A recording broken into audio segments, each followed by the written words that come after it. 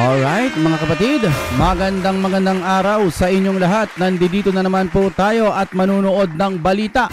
Ito'y galing sa ating Pinas News Insider. Ito po ang title. Malaking good news to, mga ICC judge gumalaw na kay Duterte. Yan, tiklop si Torre. Si Torre talagang laging nababanggitan, naiyak. BBM, Boying, Gibo, Claire. Ayan, lagi yung mga laman ng mga balita no? Alright, ito ay ating bibigyan ng reaksyon at opinion. Kasama po natin kayo. Parang magko-comment na lang din kayo dyan kung ano po ang inyong mga saloobin at ating pupusuan. Kaya kung ready na kayo, simulan na po natin yan. Pinas News Insider, nasa description yan.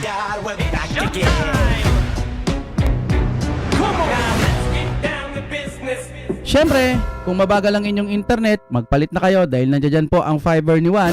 Andyan yung contact number, baka available na po sa inyong lugar. Napakamura at ang bilis-bilis pa. I-play na po natin yan. Ito ang mainit na balita na dapat malaman at mapanood ng taong bayan at pinag-uusapan ngayon sa mundo ng social media na tila ayaw ipalabas ng bayarang media. Sadyang kahit kailan ay hindi talaga mananaig ang kasamaan laban sa kabutihan. Matapos ang panawagan worldwide ng taong bayan at nagsanib puwersa saan mang sulok ng mundo na sana'y ibalik na ang dating Pangulong Duterte sa bansang Pilipinas. International Criminal Court o ICC. Tila suko na at hindi nila kinakaya ang puwersa ng taong bayan. Hindi naman siguro sila bulag para hindi makita yung mga nangyayari, no? Na lahat halos majority ng mga Pilipino talagang umiiyak, naiinis sa mga pangyayari dahil nga sa ginawa nila kay Tatay Digong.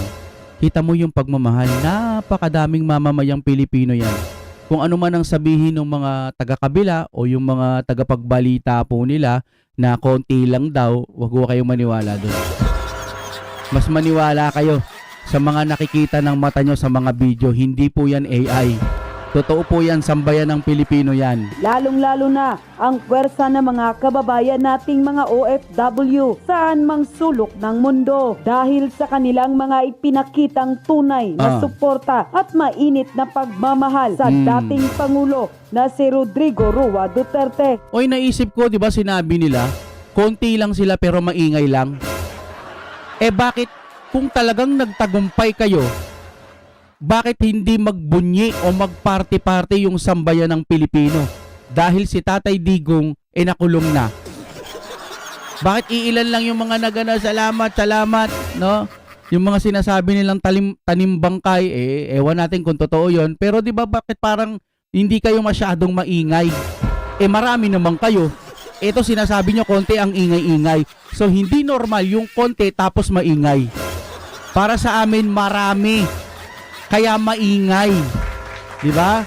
Sobrang dami niyan. Ang pagkakaiba ng maingay ninyo, parang lata. Kapag ka maingay, walang laman. Dito, dahil marami, kaya maingay. Yan ang pagkakaiba.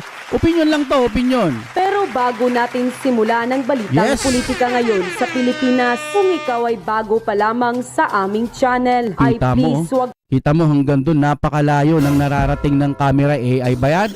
Siguro naman hindi. Kung lahat ng ito nasa tapat po ng ICC, gulat na gulat yung mga yan. Makasalanan ba to? Siguro yung mga nadideds, alam nyo, wag nyong panagutin ang Duterte kapag yung mga nabibiktima naman ng war on illegal powder, yung mga masasamang tao. Hahabulin nyo pa, masamang tao na nga. Paano na lang po yung mga nabiktima ng mga yan, yung mga pamilya, halimbawa lang, no? Ngayon, ang pinaka nakakainis lang, marami tayong mga nababalitaan ngayon. Kawawa po. Yung mga kriminal po, marami. Kunwari, konti. Hindi, ito'y base lang sa aking pag-aanalisa at opinion, ano? Bakit parang iba yung sinasabi na konti daw, bumababa na raw yung rate ng tawag dyan, criminality ba yun? Ewan ko kung anong tawag doon. Pero bakit iba sa mga nababalita? Di ba? Bakit parang pakiramdam namin sa mga balita nakakapano kami ng yung ganito, napas lang, yung ganito, napas lang. Bakit parang ang tatapang ngayon ng mga kriminal, di ba? Ayun lang ay base sa aking opinion, ano? Kalimutang mag-subscribe at i-click ang notification Yes. bell. Huwag din Dami, kalimutang mag-like para mas maging updated ka palalo sa lahat pa ng bago naming mga upload. Yes. Matapos ang walang katapusang panawagan saan mang sulok ng mundo ng mga Pilipino at kahit na ang ibang lahi na ibalik na ang dating Pangulong Duterte sa bansang Pilipinas ibalik ay na. tila ito na ang pinakamagandang balita mula sa ICC Netherlands na Uy, pilit talaga? ayaw di umanong ipalabas ng mga bayarang media sa publiko. We don't have jurisdiction. But same thing I can tell you. For example, if crimes occur on the soil of non-state parties by non-state parties persons, we don't have jurisdiction. Whatever the crime is, unless UN Security Council Teka, ano to? CTTO source. Hindi ba to ICC? refer the situation to us. So we have the limitation under the Rome Statute. What kind of crimes and what kind of people and the jurisdiction on the. We don't have jurisdiction. Same thing I can tell you. For example, if crimes occur on the soil of non-state parties by non-state parties persons, we don't have jurisdiction. Whatever the crime is, unless UN Ano kaya CTTO, no? Security Council refer the situation to us. So we have the limitation under the Rome Statute.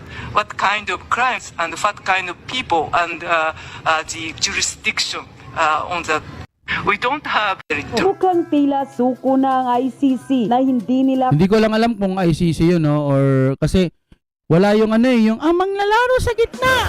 Wala doon eh. No? kinakaya ang pinapakitang pwersa ng ating Grabe, mga oh. kababayang OFW dahil sa kanilang ipinakitang walang humpay at mainit na suporta at pagmamahal kay Hindi yan magkakakilala, ha? dating Pilipino po yan, nasa ibang bansa.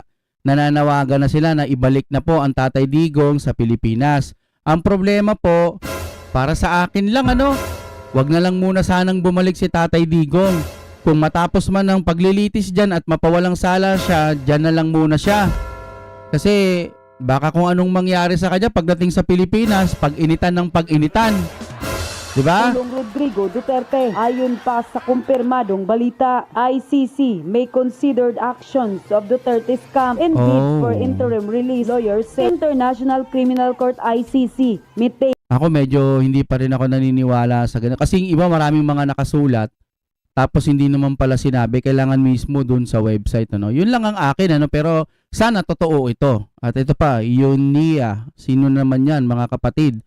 into account the behavior of former President Rodrigo Duterte's camp and supporters in its deliberation on his interim release. An ICC-listed council has said under Article 58 of a Rome Statute, the court will consider several factors in its decision, including Duterte's voluntary appearance, the risk of obstruction to the investigation, and the possibility of continuing his alleged crime. Unquote.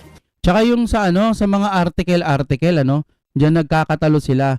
May sinasabi si Madam Amy nung sa hearing itong mga article na to, pero may binabanggit din na article yung kila Boying Rimulya.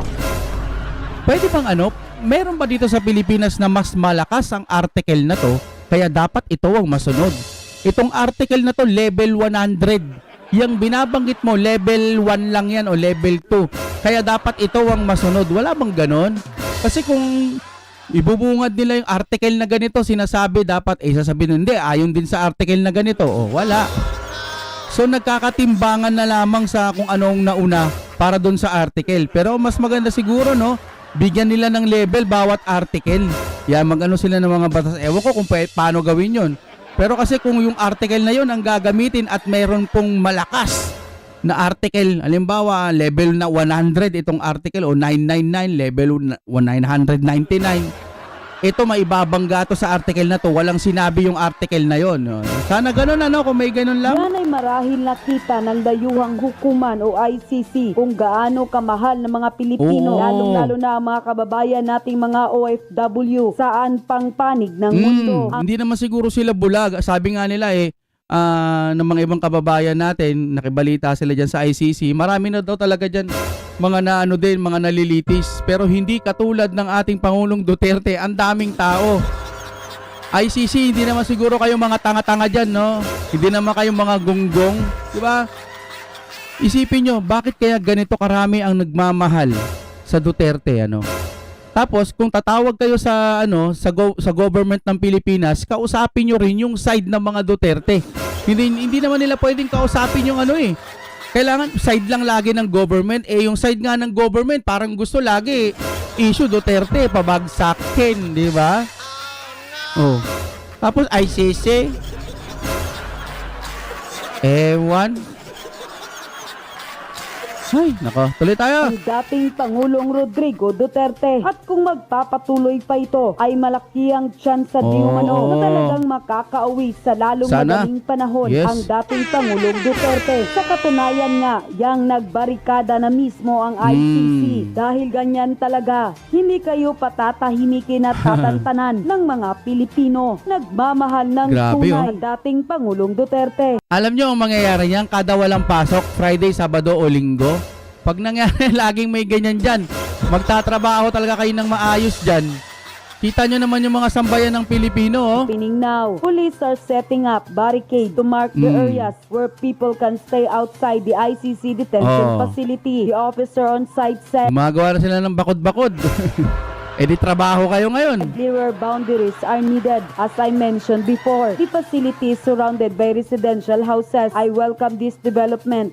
It shows that authorities acknowledge the consistent presence of Filipinos who come daily to show their support for Daily? Tatay Digong. Unquote, mukhang tila May daily na, may Friday, Sabado, Linggo pang maraming tao. Bukod sa daily, hindi na putik nga yan. nakakayanan pa ng ICC ang tensyon ng kanilang natatanggap mula sa ating mga kababayang OFW at mga Pilipinong nagsanib puwersa saan mang sulok ng mundo Davao, na talagang sigaw ay Araw gusto ng nilang Davao. pauwiin na ang dating Pangulong Duterte. Kapag Sobrang nagtagal dami at niya, no? nagpapatuloy ang panawagan at aktibidad nitong nasabing rally worldwide na nagpapakita ng Worldwide, walang katapusang yes. suporta at pagmamahal sa dating Pangulong Duterte. Ang nasabing kahilingan ng mga Pilipino nating pauwiin na sa bansang Pilipinas ang dating Pangulong Duterte. Ang ganitong klaseng puwersa at sama-samang lakas ng taong bayan at mga DDS ang siyang tuluyang magpapauwi sa dating Pangulo sa Pilipinas. Kaya't huwag ihinto at ipagpapatuloy pa ang mga ganitong aktibidad at Yeah. siguradong mapapasuko din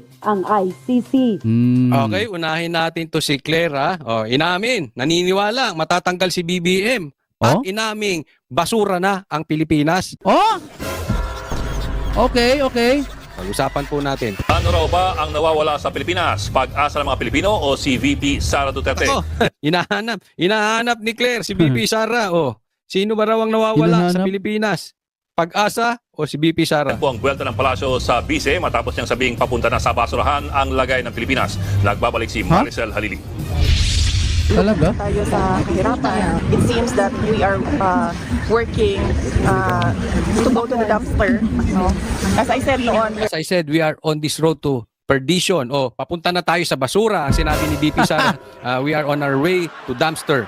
we're on this road to perdition.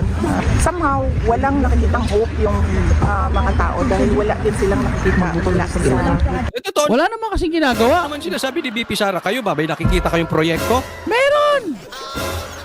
Ayuda. Ako nakikita kong proyekto nila. Proyektong siraan ang Duterte. Patunayan ko, baka sasabihin fake news ako. Saan ka nakakita na yung tatay pinadala sa Hague, sa ICC, base sa illegal arrest? Tapos, yung anak, pinadadaan sa impeachment. Yung ba naman, kataka mo na lang kung hindi mo alam na talagang ang proyekto ng gobyernong ito ay proyektong Duterte. Tama. Isipin mo mag-anak. Halos ilang taon na ba? Simula nung confidential fund magpasa hanggang ngayon, baka hanggang 2028. Mamen, yung mga nagtatanggol po sa ating gobyerno ngayon, abangan nyo hanggang 2028, baka puro ganito na lang, magising na kayo. Kalugin nyo na utak nyo. Pag dumating ang 2028 at bira pa rin kayo ng bira sa Duterte, isipin nyo na lang, teka, parang 6 na taon ko nang ginagawa to Saliksikin ko nga yung administrasyon ngayon kung marami ng big project. Putik niyan, buko pagpapabagsak na lang. Tignan nyo rin mga kapatid, huwag tayong anga-anga.